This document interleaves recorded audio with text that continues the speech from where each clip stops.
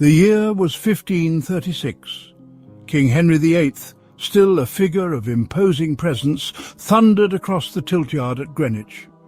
He was a monarch who revelled in the masculine displays of jousting. His armour gleamed, the crowd roared. But fate, a cruel mistress, awaited him. His horse stumbled badly, then it fell. A horrifying crack echoed. The king, a titan of a man, was unseated with brutal force. He lay still. For 2 long hours, silence hung heavy. Courtiers feared the worst. Had England's mighty king perished? He did not. He awoke, but something inside him and something on him had irrevocably broken. The fall was catastrophic. His leg, already a source of trouble from a previous jousting injury, took the brunt.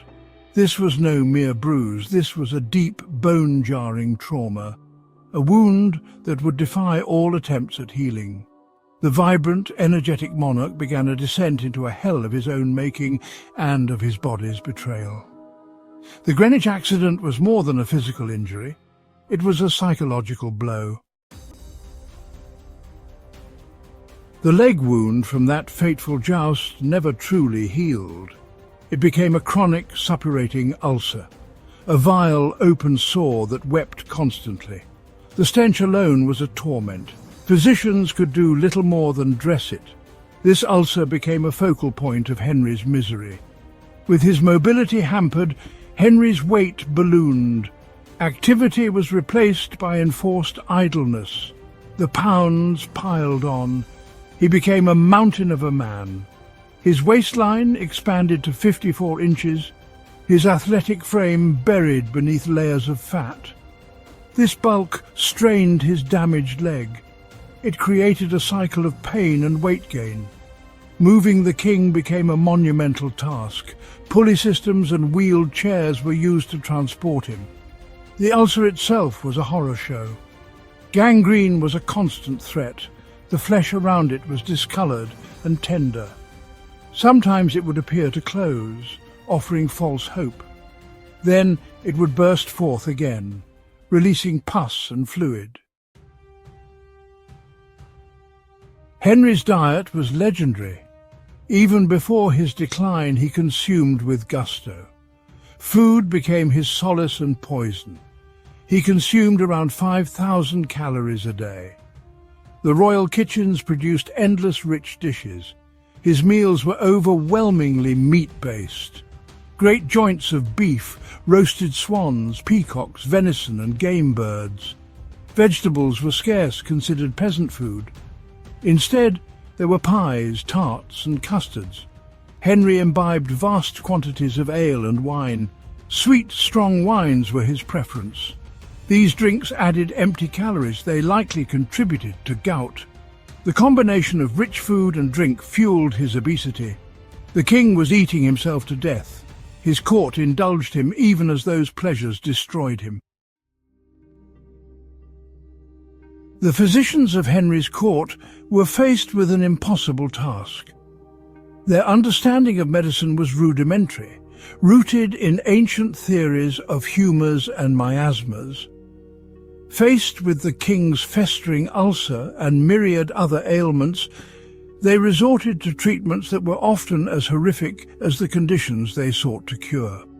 These were not gentle remedies, they were brutal interventions. They caused immense pain, and they rarely, if ever, worked. Cauterization was a common and dreaded treatment for wounds like Henry's ulcer. This involved searing the flesh with red-hot irons. The aim was to burn away diseased tissue and staunch bleeding. The smell of burning flesh would have filled the royal chambers. The king's screams would have echoed through the palace. Bloodletting was another favoured panacea. The theory was that illness was caused by an excess of bad blood.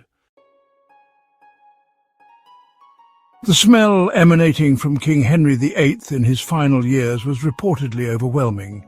It was a foul, pervasive stench, a miasma of decay. The primary source was, of course, his weeping leg ulcer. This open, infected wound constantly discharged pus and necrotic fluid. The odour of rotting flesh mixed with stale sweat and the cloying sweetness of perfumes used in a futile attempt to mask it created an almost unbearable atmosphere around the king. Courtiers, for all their sycophancy, struggled. To be in the king's presence was an ordeal for the senses.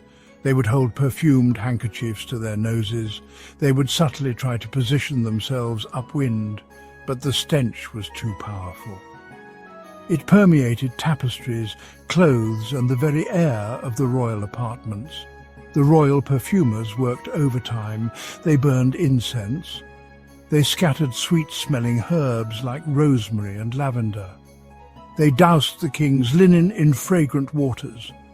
But these were mere cosmetic attempts.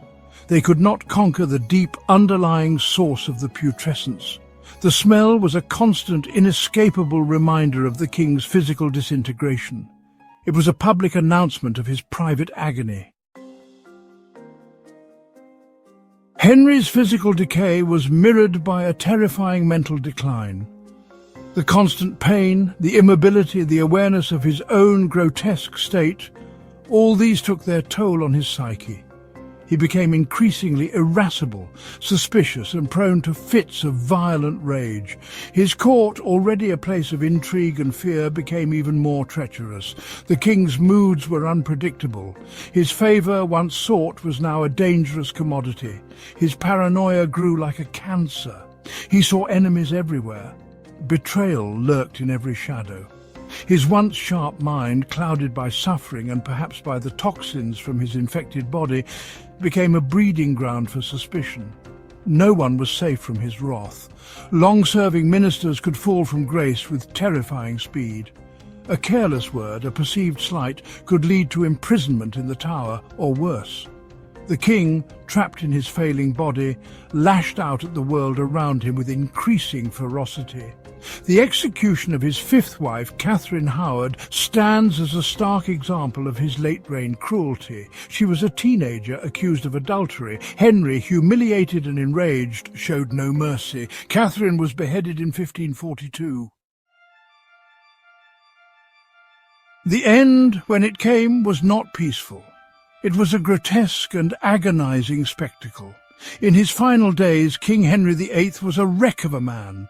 His body was a landscape of torment. The ulcerated leg throbbed relentlessly. Gout seared his joints. His immense weight crushed his lungs, making every breath a struggle. He was often delirious with fever. The royal physicians, powerless, could only watch as their monarch disintegrated before their eyes. The stench of his decay filled Hampton Court Palace. He suffered terribly. Eyewitness accounts, though perhaps embellished, speak of his screams, loud guttural roars of pain and terror that echoed through the cold stone corridors. This was not the dignified passing of a great king. This was the raw, primal agony of a body surrendering to its myriad afflictions. He would thrash in his bed, a vast unwieldy mass of suffering flesh. His attendants, pale and fearful, did what little they could to comfort him, but his torment was beyond their reach. Even in death, Henry VIII's body offered a final, gruesome spectacle. His enormous corpse, heavy with diseased flesh and accumulated fluids, needed to be transported from Westminster to his chosen burial place at St. George's Chapel, Windsor. This was a solemn procession. Yet it was marred by a truly revolting incident. The coffin, lead-lined and massive, was constructed to contain the king's bulk and the inevitable products of decomposition. But it was not entirely successful. The journey was slow. The coffin rested overnight at Sion Abbey, a former monastery that Henry himself had dissolved. It was here that the ultimate indignity occurred. During the night, the immense pressure of gases building up within the decaying royal corpse caused the coffin to burst. Fluids, vile and putrid, leaked from the ruptured casket onto the floor. The stench, already potent, must have become unbearable. A scene of unimaginable filth and desecration unfolded within the sacred space. Stray dogs, perhaps drawn by the horrific odour, are said to have entered the abbey. They found their way to the leaking coffin, and they began to lick up the seeping royal remains. Finally, the battered and leaking coffin reached its destination. Henry VIII was interred in a vault beneath the choir of St. George's Chapel, Windsor Castle. He was laid to rest beside Jane Seymour, the queen he reportedly loved most. She had given him his longed-for male heir, Edward.